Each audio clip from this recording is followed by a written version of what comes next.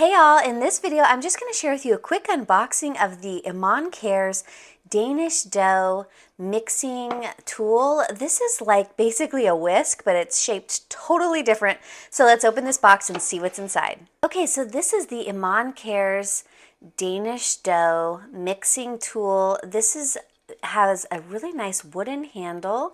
It has a stainless steel mixing piece at the top. This is a really interesting shape. This is the 2-hole shaped whisk. They also have other ones with 3 holes, and then they have one that's a heart shape. So this is so wild. I've never actually used a whisk like this. For comparison, this is just like a traditional whisk that goes into an electric mixer. And this is basically what I'm used to using for mixing things like batters. But what happens often is the batter gets stuck between all of these little hooks, and it becomes kind of a problem if you're mixing a really thick batter.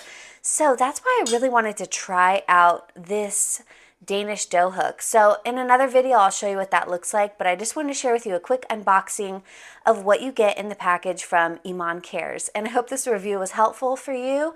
Please be sure to follow me on Amazon and check out my YouTube channel for even more cooking tips and tricks. And stay tuned for my follow-up video where I share this whisk in action.